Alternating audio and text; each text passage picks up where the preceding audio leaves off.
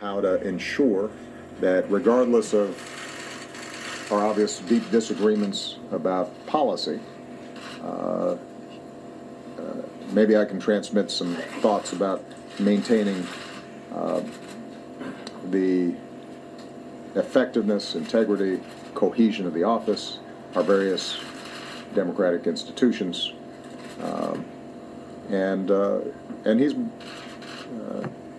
has listened. I can't say that he will end up implementing, but the conversations themselves have been cordial as opposed to defensive in any way.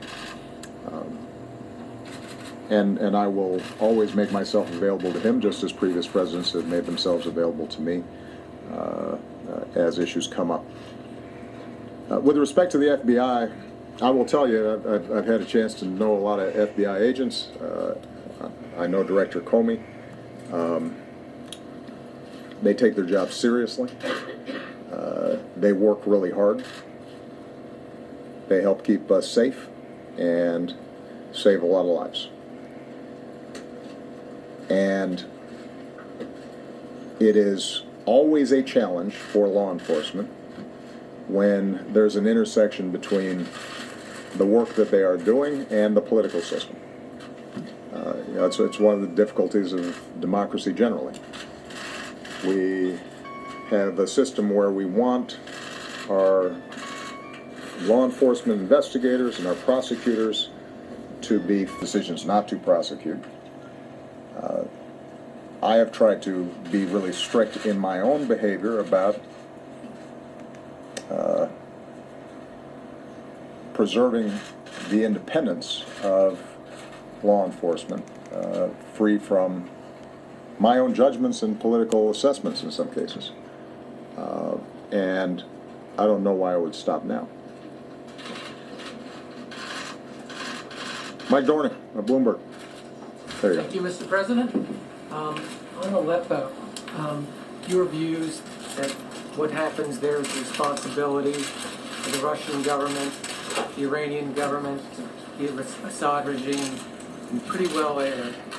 But do you, as President of the United States, leader of the free world, feel any personal moral responsibility now at the end of your presidency for the carnage that we're all watching in Aleppo, which I'm sure disturbs you, which you said disturbs you? Secondly, also on Aleppo, you've again made clear your practical disagreements with the idea of safe zones.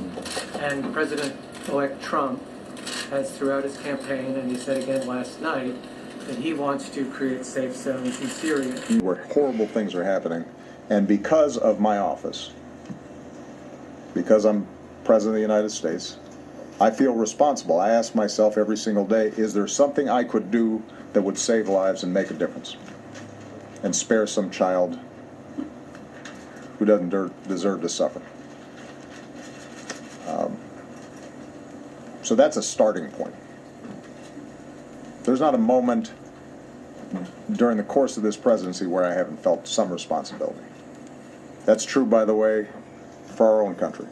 So with respect to Syria, what I have consistently done is taken the best course that I can to try to end the civil war, while having also to take into account the long-term national security interests of the United States. And throughout this process, based on hours of meetings, if you tallied it up, days or weeks of meetings, where we went through every option in painful detail with maps, and we had our military, and we had our aid agencies, and we had our diplomatic teams, and sometimes we'd bring in outsiders who were critics of those. Whenever we went through it, the challenge was that short of putting large numbers of U.S. troops on the ground, uninvited, without any international law mandate, without sufficient support from Congress,